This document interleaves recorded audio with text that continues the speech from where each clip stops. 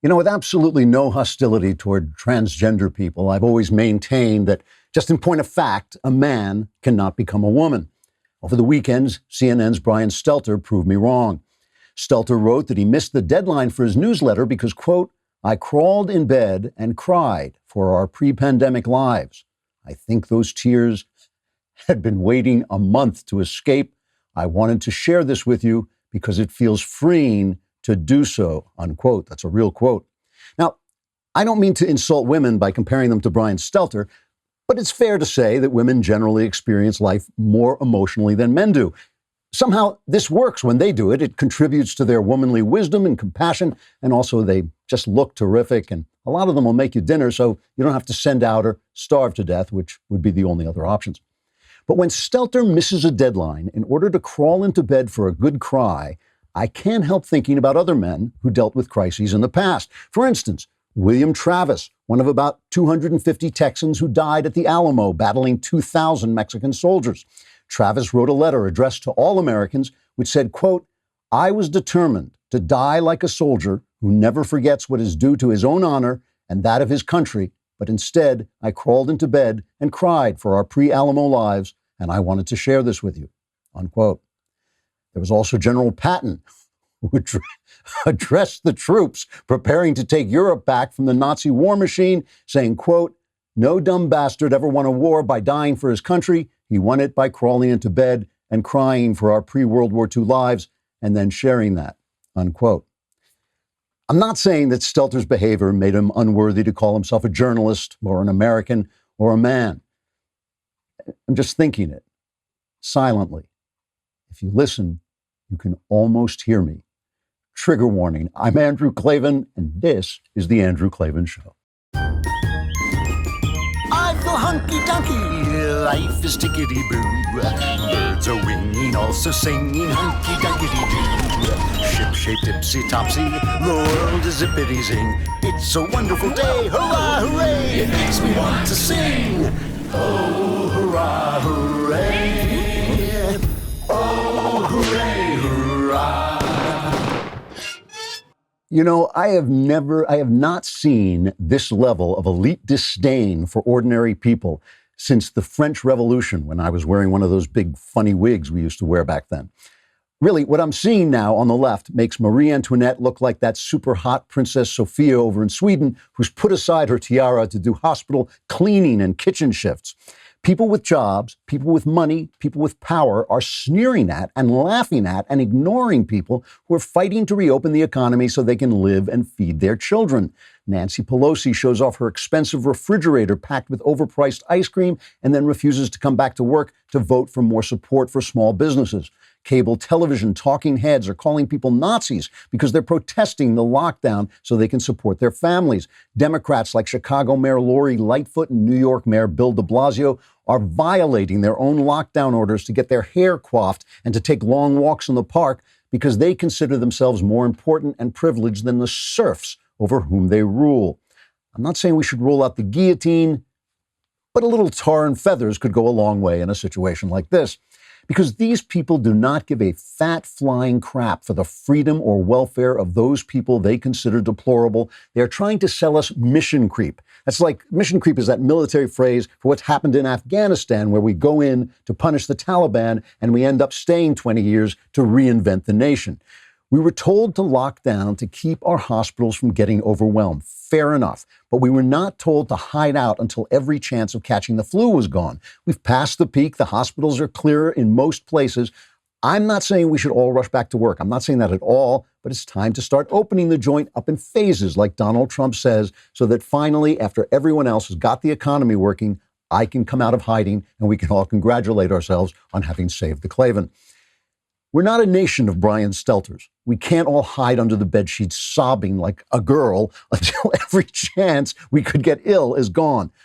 I'm not actually accusing anyone of overreacting to the flu. I think that's a lot of garbage. I'm not belittling the severity of the disease or the possibility that it could come back and hospitals could get overwhelmed again. And I'm not underestimating the danger to vulnerable and compromised people like my own dear precious self, who needs to be protected at all costs.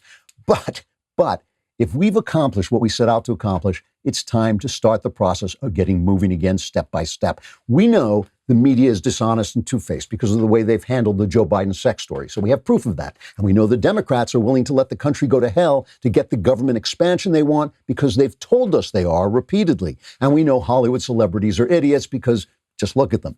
Those are the people telling us to shelter in place for the next year and a half so they can tank the economy and win in November. We did what we were asked to do. It's time to reopen again, slowly, step by step, like President Trump is talking about, but still. And by the way, if Princess Sophia is a woman, and she sure looks like one, what is Brian Stelter anyway? All right. Talk more about this. I will never stop talking about Brian Stelter missing a deadline because he had to have a good cry. I'm sorry, but I don't care what you call it, but that is really something else. All right, Bespoke Post. We all are having a wonderful time receiving stuff in the mail. It is like now Christmas morning when the Amazon guy, the UPS guy shows up. Bespoke Post is a way to receive really, really great stuff. You won't just get, political flyers and bills. With Bespoke Post, you will get a box of awesome. I got one. It had a wonderful new dop kit, and it's just beautiful. I use it all the time.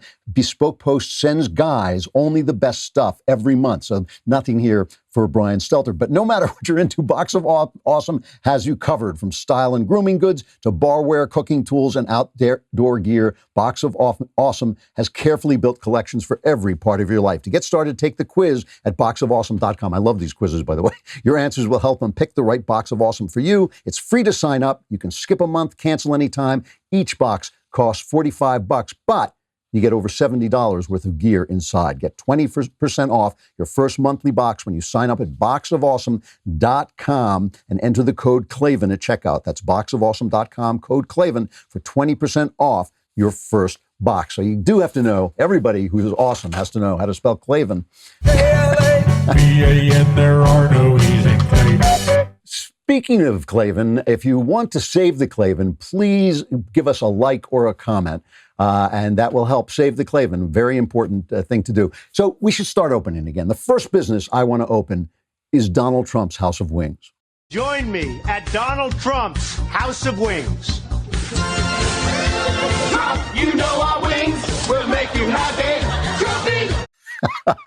That is an old Saturday Night Live routine from when Trump was licensing his names to everybody. But I played it for a serious reason. The thing is, if you watch him, he is deadpan through that whole thing. You can tell he wants to laugh. You can tell he's cracking up. The people are dancing around in chicken outfits. He wants to, but he absolutely doesn't. And that tells you everything about what Donald Trump has been doing during these press briefings, specifically when he said, I have absolute authority to open everything up.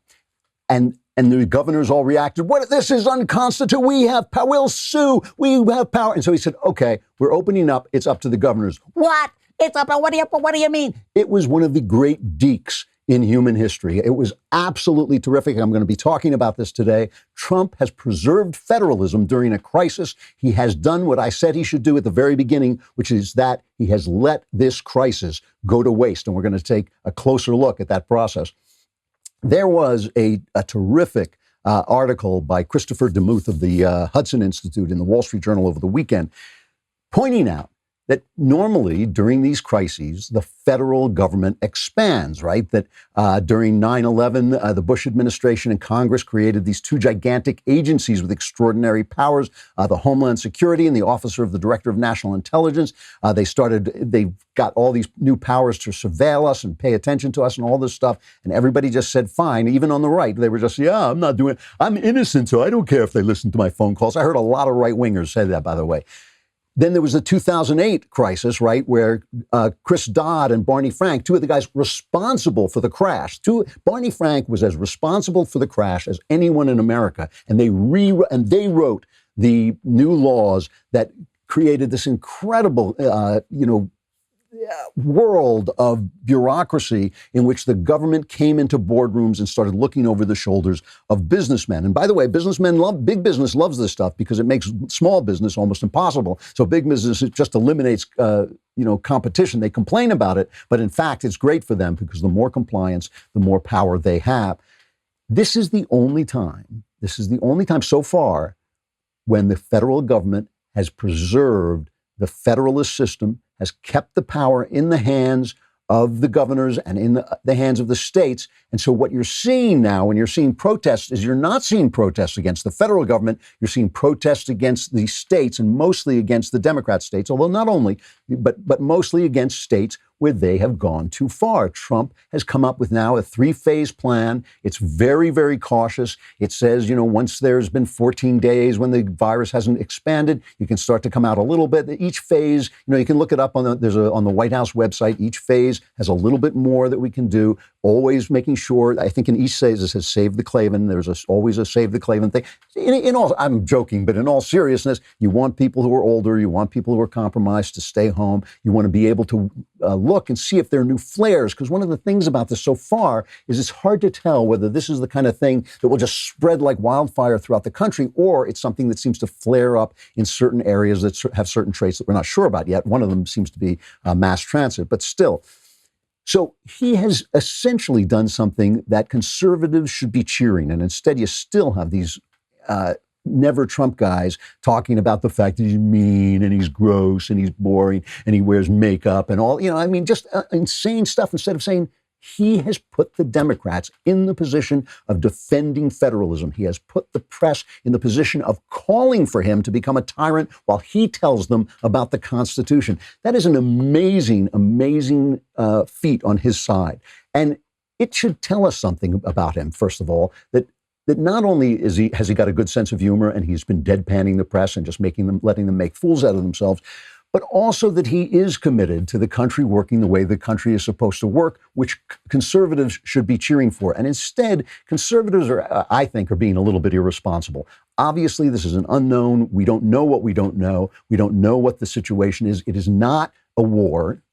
All comparisons to war, except war, this is what war is like, that war, all other comparisons to war are baloney. When they tell you it's a war on poverty, it's not a war. When they tell you it's a war on cancer, not a war. The difference between human evil and natural disasters like this one is that human evil is a cancer. Human evil, if you do not cut it out, it spreads. Whereas natural disasters are more like heart attacks. They're individual incidents that can be dealt with. They're not going to be more tornadoes because we didn't stop the last tornado, right? Tornadoes occur at a certain number every year, sometimes more, sometimes less, but that's a natural phenomenon. This, leaving out the malfeasance in China, but this as a disease is a disease. We can't sit around and say, we're going to go out there and we're going to die and that's going to stop. It's not going to stop the disease. We want to take precautions. We want to be cautious. All of this Donald Trump has done. And by the way, he seems to have done it well. Even Cuomo in New York, who is no friend of his, has been complimentary. You can play that cut if you got it. What the federal government did, working with states, as I just said, was a phenomenal accomplishment. We bent the curve. We flattened the curve. Government did it. People did it. But government facilitates people's actions, right? We had to double the hospital capacity in New York State. That's what all the experts said. President brought in the Army Corps of Engineers. They built 2,500 beds at Javits that Michael and Northwell were operating. It was a phenomenal accomplishment. So, he's talking about the fact that the federal government has done what it's supposed to do to help the states. That's what they're supposed to do. They're supposed to help the states govern. So now there are protests, and they're not protests against the feds. They're protests against this crazy woman in Michigan who thinks she's the big mommy of everybody, and she can tell everyone what to do. And if they protest, she's just going to get even worse. She's shutting down things at random. She just seems like a loon. I mean, and again, I think she should show up with one of those Napoleon hats. And Trump talked about this. This is cut 3. Some have gone too far. Some governors have gone too far. Some of the things that happened are maybe not so appropriate. And I think in the end, it's not going to matter because we're starting to open up our states. And I think they're going to open up very well. We're going to be watching it. We're going to be watching it very closely. As far as protesters, I see protesters for all sorts of things. And I'm with everybody. So he supports the protesters. He says in some places they've gone too far. He's telling them to go. The left is going nuts. Jay Inslee, the governor of Washington State, he went after him. This is cut 20. To have a president of the United States basically encourage insubordination to encourage illegal activity. These orders actually are the law of these states. And again, these are not just Democrats. These are Republican-led states as well. To have an American president to encourage people to violate the law, I can't remember any time during my time in America where we have seen such a thing. And it is dangerous because it can inspire people to ignore things that actually can save their lives. And I don't know there's another way to characterize it. So let's think back. See, he can't remember this because the memory hole is very big on the left. He can't remember when the Occupy movement was all over the place and these guys were littering and spreading disease and raping women everywhere. And Jake Tapper asked Barack Obama in 2011, I believe it was, what he thought of these protests. I understand the frustrations that are being expressed in those protests. In some ways, they're not that different from some of the protests that we saw coming from the Tea Party, both on the left and the right. I think people feel separated from their government. See, now, this is why I keep bringing up Joe Biden, right? Joe Biden, sex charges against Joe Biden, completely buried by the press, completely out of sight. They don't exist. The New York Times is making excuses. Sex charges against Brett Kavanaugh, conservative Supreme Court justice. Every woman who's ever been raped suddenly has an op-ed in the New York Times declaring that obviously this guy is guilty because of something that happened to me, right? We know that if they had no double standard, they would have no standards at all. When those Occupy things were going on, those Occupy Wall Street things were going on during Obama's Great Recession, the press was like, this is a protest that will define a generation. They actually said this. Now, in the New York Times, a former newspaper, Trump, head of government, leans into anti-government message. As if government were a good and no government were, the opposite. That's what they always do. They always pose this thing like, oh yeah, there's government and then there's no government. No, there's good government and there's bad government. Obviously, we need a government, but it's an insane, the way they frame the debate is always like, if you don't believe women are men, then you hate women. You go, huh? If you don't believe that government if you believe that government can go too far, then you don't believe in government. It's a complete nonsense. And this is the thing. We know now this because of the Biden case, which is just right in front of us. We know that they will lie, that everything they say is created to advance a certain narrative. And that narrative is about the elites. See, this is the thing that is really getting to me. It was not always true in this country. It was not always true that the elites and the poor were at daggers drawn. There's always tension between the upper classes and the lower classes. There's got to be. But in America, there used to be an idea that the lower classes could become the upper classes, and the upper classes had come from the lower class, so they had nothing to prove. They weren't sitting around going, hey, I was born with a silver spoon in my mouth, and I look down upon you because you are a nobody. Because the guy next to him was also a nobody who made it big. That was always the American way. Something has gone terribly wrong on the left. The left has become a system of elites disdaining ordinary people and their desires and their drives. And we are seeing this in this moment when ordinary people are asking for the government, for the economy to open up again in phases, in stages, and the left hates them for it. It's amazing.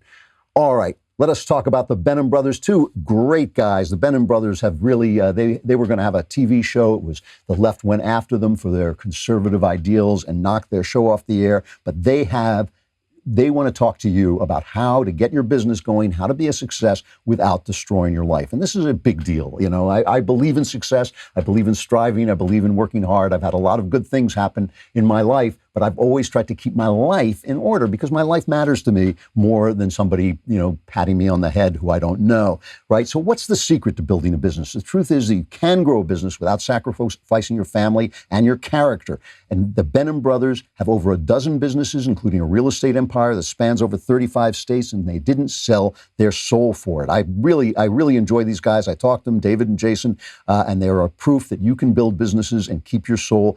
The Benin Brothers have now launched a new course, Expert Ownership. It's the model they've used to build each one of their businesses. Whether you're sick of the 9-to-5 or have a 10-year-old business, Expert Ownership can help you achieve your goals. To celebrate the launch of their new course, they're offering 15% off to new members. You can check out a preview of the course and take advantage of that discount over at beninbrothers.com/Klavan. That's BENHAM brothers.com/Klavan. Head over there to check out the course. And remember, there's an E in Benin, but there is no E in Klavan. There are no E's in Klavan. I just make it look this easy. So I just want to show you some of the reactions to this, because Look, the idea that there can be no such thing as bad government is ridiculous. Of course there is. Gretchen Whitmer has been an absolute pill in Michigan. She's been out of control. Let's play a clip of her threatening, basically, people for protesting her. Do you have any regrets on any of the restrictions that you have put into place? I don't. And here's why. You know, Michigan right now has the third highest number of deaths from COVID-19, and yet we're the 10th largest state. We have a disproportionate problem in the state of Michigan, and so we could take the same kinds of actions other states have, but it doesn't rise to the challenge we're confronting, and that's precisely why we have to take a more aggressive stand. It's working. We are seeing the curve start to flatten. That has nothing to do with the irrational banning of seeds and not letting people visit their next door neighbors or their family. It is absolutely absurd what she's doing. The people are against her because she has gotten out of hand. Here's another one. Bill de Blasio, Mr. Please go keep taking the subways, go to restaurants, don't worry about it. Oh, wait, everybody's sick. It's Donald Trump's fault. That's my imitation of Bill de Blasio. I don't know if they have run out of tar and feathers in New York, but this guy should be floating in the Hudson. Not that I don't want to kill him, but a little tar and feathers and then tossing him into the Hudson, not such a bad idea. I want you to play cut 22, telling people how they should behave during this extended lockdown that is so bad because he reacted so slowly. We still know there's some people who need to get the message, and that means sometimes making sure the enforcement is there to educate people and make clear we got to have social distancing. So now it is easier than ever when you see a crowd, when you see a line that's not distanced, when you see a supermarket that's too crowded, anything, you can report it right away so we can get help there to fix the problem. And now it's as simple as taking a photo. All you got to do is take the photo and put the location with it and bang, send a photo like this, and we will make sure that enforcement comes right away. So my daughter saw him walking in the park 11 miles from his house with a thing on that was not covering his nose and said, I wish I had a camera. I'd have sent it to him. He wants you to report on your neighbors. Bill de Blasio, the mayor of New York, wants you to report on your neighbors if they're not obeying the law, obeying his. You know, the thing is, the latest poll showed that about 40% of people are eager. They're more afraid that the economy won't start than they are of the disease. 60% are more afraid of the disease. I think that's about right. We should be afraid of the disease. We should be careful. We should be cautious. It's not about that. I mean, Trump has been as careful and cautious as it is. What I'm talking about is the notion that this gives governments all the power in the world, the notion that it's somehow un-American for people to protest the government suddenly. Remember when dissent was patriotic? Under George W. Bush, dissent was patriotic. Then suddenly, under Obama, dissent was racist. And now dissent is, again, when the dissent is approved of by Donald Trump. We thought the resistance was good. But now when Donald Trump says, yeah, go ahead, resist your government, it's whoa. We didn't mean resist us. Let me just play just a clip of what the left is saying about people who want the government to open, the economy to open, so they can get back to supporting their family. This is a guy named David Zirin. This is that MSNBC quote he played before we came on. He's the sports editor of The Nation, the left wing, and he's on Joy Reid's show. Yeah. Let's be honest about what they are. They are the Fox News, Nazi Confederate, death cult rump of the Republican Party. And their very existence is a slap in the face, not only to the healthcare workers on the front lines, risking their lives every single day, but it's also a slap into the face to the people who are actually dying from this virus in disproportionate numbers, black and brown people. These aren't economically disenfranchised folks. These are small business owners. These are retirees. These are people who want their workers to be sent back to work, not themselves. It's a complete and utter farce. It's an AstroTurf farce. And also, I think it needs to be said, it's also unrepresentative of the Republican Party as a whole. That's an amazing. They're Nazis. They're small business owners. They're those evil. When did we go from hating the big corporations, where you have a little bit of a point, but the big corporations are now all on the left? Google, Starbucks, Twitter, these are all on the left. NBC, Comcast, those are all on the left. The big corporations are leftist. Why? Because, first of all, they're afraid of getting sued if they're not leftist. That's one big reason. And the other reason, of course, is because leftism helps big business and it hurts small business. So it gets rid of those nasty competitors who might invent something in their garage that will knock you off the face of the earth. this is why. So suddenly we hate small businesses. We hate the grocer. How did socialism, the working man's paradise, how did that suddenly disappear where we're attacking the people who make the job, most of the jobs in this country so that there can be working people? Well, I'll tell you the answer. I will tell you the answer. When you take care of somebody, you have the power. When you take care of your children, you have the power. I'm sure your parents once said to you, this is my house. If you expect to live in my house, you have to follow my rules. When you take care of people, you're in charge. When your parents get old and you're taking care of them, then you have the power and then you're in charge. Socialism is government taking care of you. And they say, we've got to take care of you. We've got to take care of the people. It's the life of Julia. We want her in every phase of her life to be taken care of.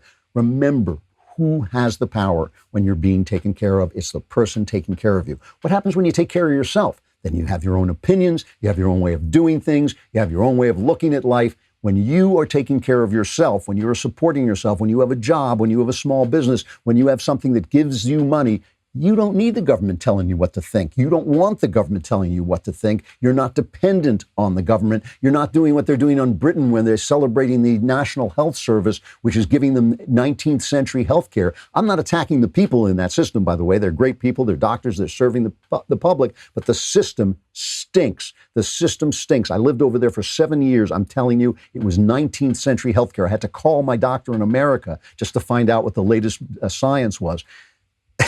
They want to take care of you. They disdain you. It's just amazing. And they just think after years of failure of the elites, after years of failure of the experts, they still think they should be in charge. And play another one. Do we have Jane Mayer of the New Yorker? I think it's like that's the first cut. This is the New Yorker, the absolute voice of the elites.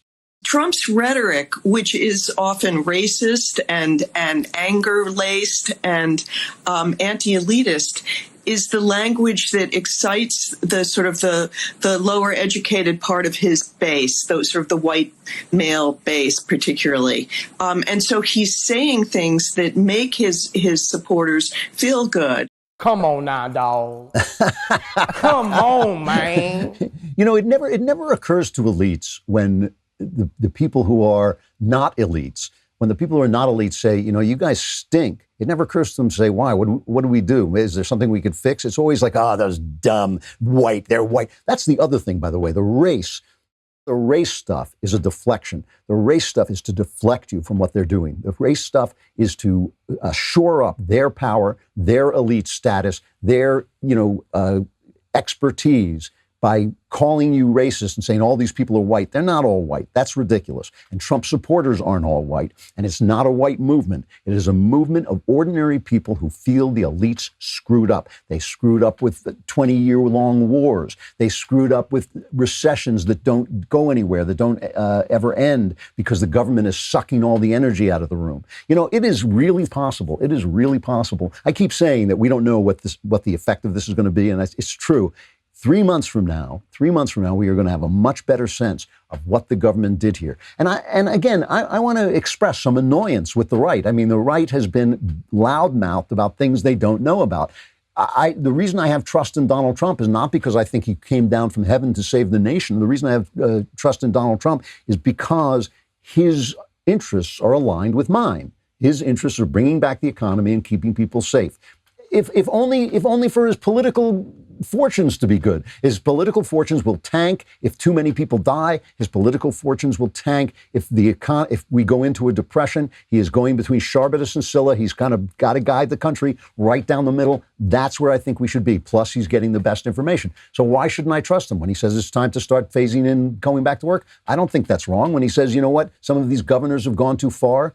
He's not saying all of them. He's saying some of them have gone too far. How can that possibly not be true? We know that some of these governors are clowns. We know that Bill de Blasio is a clown. At this point, anybody who voted for Bill de Blasio should be walking. They want you to wear a mask. If you voted for Bill de Blasio, you should be wearing a mask over your whole face because you should be ashamed to show your face in public. Okay, that's the kind of mask. That's a Bill de Blasio mask. It goes right down from the top down to your chin. So we know this is true. We know it's true. We know Trump is right about this. We know he's been right about China, and it's just like he's their daddy. Every time he says black, they have to say white. Every time he says up, they have to say down. It was a childish elite class. All right, let us pause for just a moment to talk about sleep. Now, some of you, I've heard, actually go to sleep at night. You're wasting time. But what can I say? I lie awake at night reading and thinking, but I want to be comfortable, and that's why I have a Helix mattress. Helix Sleep has a quiz. It takes you just 2 minutes to complete, matches your body type and sleep preference to the perfect mattress for you. And whether you sleep on your side or you like a plush or a firm bed with Helix, there's no more confusion, no more compromising. Helix Sleep is rated the #1 mattress by GQ and Wired, and CNN called it the most comfortable mattress they've ever slept on. Just go to helixsleep.com/Klavan, take the 2-minute sleep quiz, and they will match you to a customized mattress that will give you the best sleep of your life. They have a 10-year warranty. They're made in America, and you get to try it out for 100 nights risk-free. They will even pick it up for you for free if you don't love it, but you will. Right now, Helix is offering up to $200 off all mattress orders at helixsleep.com/Klavan. Get up to $200 off at helixsleep.com/Klavan. You can lie awake at night and say to yourself, how do you spell Klavan? K-L-A-V-A-N. That's just what I was going to say. It's amazing. It's K-L-A-V-A-N. There are no easy Also, I have to tell you something about the Leftist Tears tumbler. This is absolutely true. I come into my attic here to do the show about 8:30. I've prepared, and I come up with a Leftist Tears tumbler full of throat coat tea. Right after I do the show, I go into my writer's room and I carry my tumbler with me. I'm there till about 3:30. So I'm there from 8:30 to 3:30. What is that, guys? It's like 7 hours? Is that what it is? This keeps my tea hot the entire time.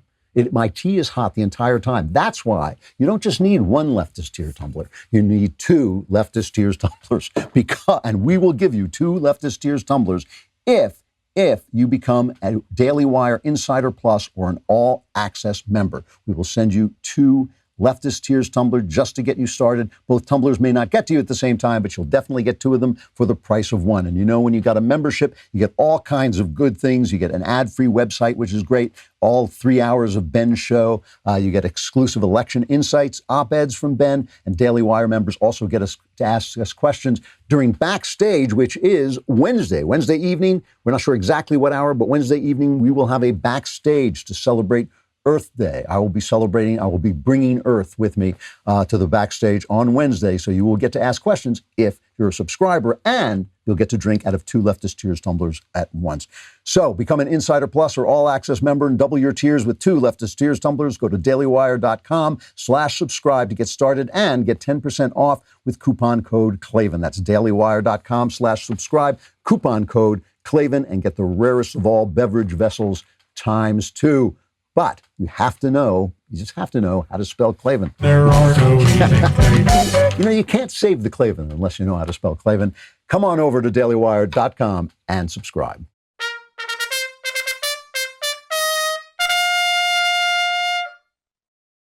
So Nancy Pelosi was on the Late Late Show with James Corden, and James Corden said, "What are you doing to get through, quarantine?" And here's Pelosi's response.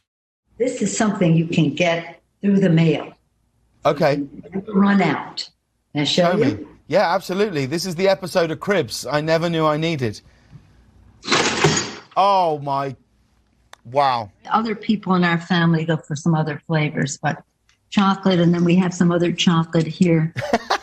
See, I've always felt a connection with you, and now I understand why. Let them eat cake. There's a connection. The connection is you're both supercilious elites who have forgotten the people you're supposed to be serving, both of you, both Hollywood. I mean, she opens up that refrigerator. That refrigerator must cost, somebody said it cost $25,000, which is entirely possible. That thing was an industrial strength refrigerator. She opens it up and it's that Dove ice cream. It's ice cream that is really elite and expensive.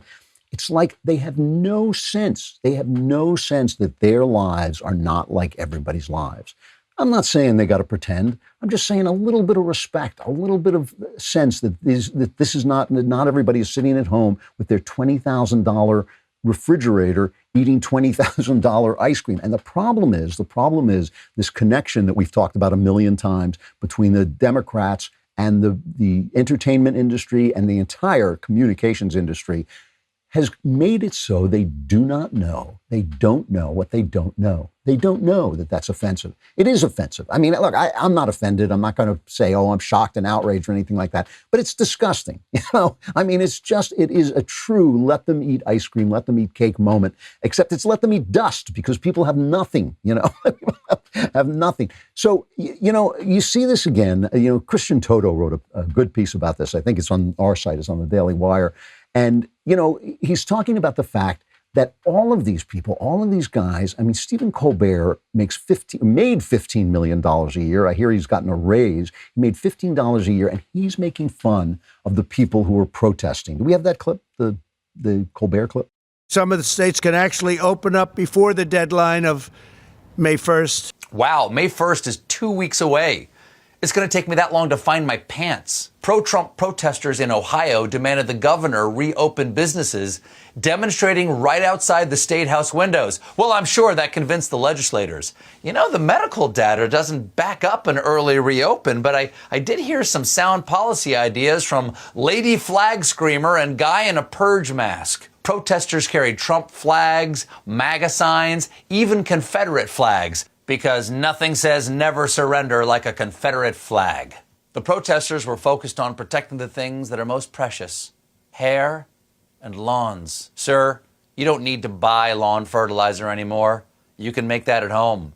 There's a toilet paper shortage. Just put 2 and number 2 together. What a putz. But, my father was an entertainer. My father was a comedian. He had a very, very successful radio show in New York. And this was kind of before radio went national. So that was the big market. He was the big guy. And he was a comedian.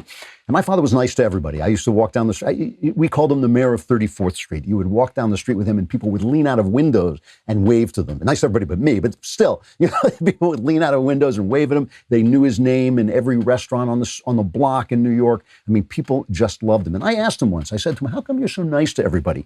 How come you're so nice to all the people? And he said, that's not the people, that's the audience. In other words, he served them. He served them. He was nice to them because he knew what the ordinary people were thinking. He made sure he knew. He made sure when he got in back of a microphone that he knew the people that he was talking to. Who is this clown talking to? Who is Stephen Colbert talking to? What does he think of his audience? You just heard, oh, they're hairy guys. They don't know, they're wearing flags. They just want their businesses open. It's going to take me that long to find my pants because I've got 500 pairs of them. I mean, it's unbelievable that this is what Hollywood has become. Some of these guys are starting to think about this. Some of these guys are starting to think about, when you go out and you insult half the country, maybe half the country won't show up for your stupid movie. But these comedians, they don't care. See, they don't care because they're working for places where they don't care. And they've said, I can't remember, it was Kimmel, I think, who said, well, I'm not going to say good riddance to that part of the audience, but riddance. I mean, it's like, screw you. And this is what's going on. And there was a really telling moment between, this was unfairly reported. I've always showed some respect for Bill Maher. Totally disagree with a lot of his points of view, but always showed some respect for him because he's not politically correct and because he does let people talk. So he's not in his studio, and he interviewed Crenshaw. And let me make sure we get the right clip of this. He interviewed Congressman Crenshaw, and he was kind of hitting him with all the things that Trump said when he said it's not that serious, it's going to be fine, it's going to go away. And Crenshaw just corrected the timeline. So this is that first clip, 7. Dr. Nancy Messonnier, who's in charge of the Center for Immunization and Respiratory Diseases. Wait a second, let me just finish. She announced this on the 26th.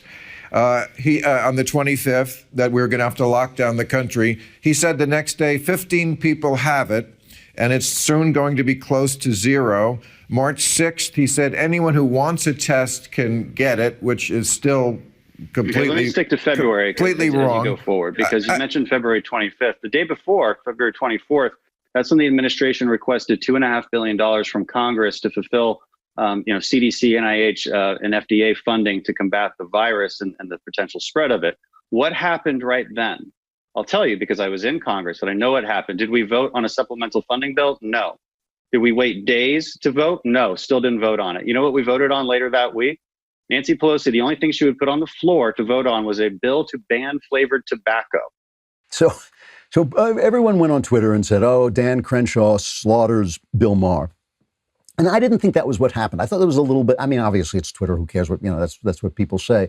But I don't think that's what happened. I think Bill Maher was asking fair questions. He was asking things about, Trump says dopey things and he was overly optimistic and all this stuff. Fine. And obviously, when you compare it to what everybody else was saying, there was nothing different. There was nobody going around the outlier, the Tom Cotton, who was right about things. You can hold them up now, but of course you can't always know what's going on. And if people had closed the government if people had closed the economy too soon, everybody would have gone nuts. And we all remember when Donald Trump banned flights in from China. Joe Biden said this is a terrible thing. Nancy Pelosi tried to pass a law against it. She tried to pass a law that she couldn't ban travel. I think Bill Maher asked fair questions for an anti-Trump left-winger, right? I think that's part of what he is. He's an anti-Trump, basically a left-winger. He asked fair questions, and Crenshaw answered them, and he let him answer them, and Crenshaw's points were better, okay? That's not destroying him. That's not murdering him. That's not wrecking him. That's simply making better points than the guy who asked you the question, okay? What was missing here was the applause.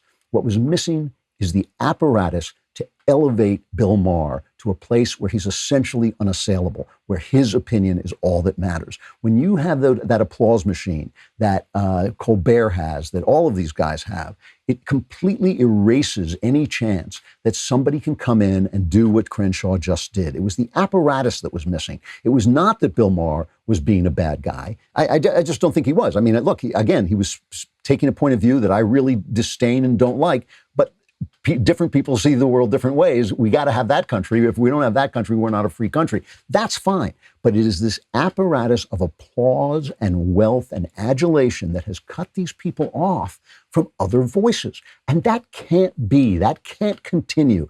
Stephen Colbert is bad for America. It's bad for America that every comedian has the same point of view and never has to step out of that apparatus of applause and adulation that keeps him within his little bubble. That's not a good thing. It is not a good thing for America. And it's partly a product of globalization, because some of these movie guys know that their movie will make money in anti-American France, so they can tell Americans, their fellow Americans, to go to hell because they'll still make the money back in overseas box office. It's a problem. It is a serious, serious problem. Trump was talking about the fact that the supply chains have been interrupted, that the supply chains have been revealed to be a true problem during an emergency. And he said, the problem is globalization. Who thought of this? It's the globalists. They were wrong. It doesn't work. That's true. Like what he said about China, that's true. Like what he said about borders, that's true. But like what he says about globalization, it is true. And if only people had to listen and not just have this, and if every time they had this kind of reflex action of just attacking Trump, they were mocked, there was somebody there to argue with them like Crenshaw did, we would be living in a different place, and it would be a better place. All right. I want to have a final reflection. Every weekend we've been trying to watch classic movies. This weekend, we took some time off and decided to watch a modern movie. We found The Way Back, which is a Gavin O'Connor directed movie with Ben Affleck. And it is a kind of a typical sports redemption story about a guy who is a drunk, and we don't really know why he's a drunk, and that is part of the story. And he gets a chance. He was a formerly great high school basketball player, and he gets a chance to coach a terrible team at the high school where he was a coach. And it is, how can I put this? It's a good movie. It was an entertaining movie. It's beat for beat every sports movie you've ever seen, until a point when I'll talk about in a minute. The performance from Ben Affleck is unbelievable. And Gavin O'Connor, by the way, he made Miracle, he made Warrior, he made The Accountant. He is not like just a steady left-winger. He is a guy who has a feel for ordinary people. He's a guy, Miracle is a wonderful pro-American movie about what happened during the Carter years and about the wonderful victory of the U.S. team against the Russians in the hockey Olympics. He's got a real touch, and there's something about this movie that does resonate. But Ben Affleck, it is worth watching for his performance. It is a great minimalist performance that conveys incredible pain, but also decency, which is really hard to do. Most guys who play drunks are so into playing the drunkenness of it that they forget to play the inner man. Affleck plays this guy that should be rescued. He needs to be saved.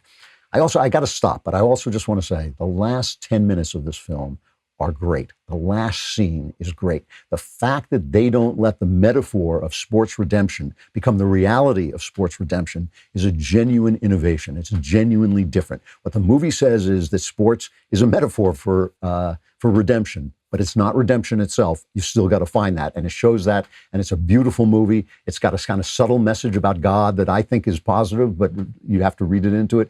And it's really, if you like sports movies, and I do, it's worth watching just for Affleck's performance, which is spectacular. I'm going to stop there. We will be back again tomorrow talking more about reopening the country. We are in the process, whether the governor of Michigan likes it or not. It's happening. I'm Andrew Klavan. This is The Andrew Klavan Show.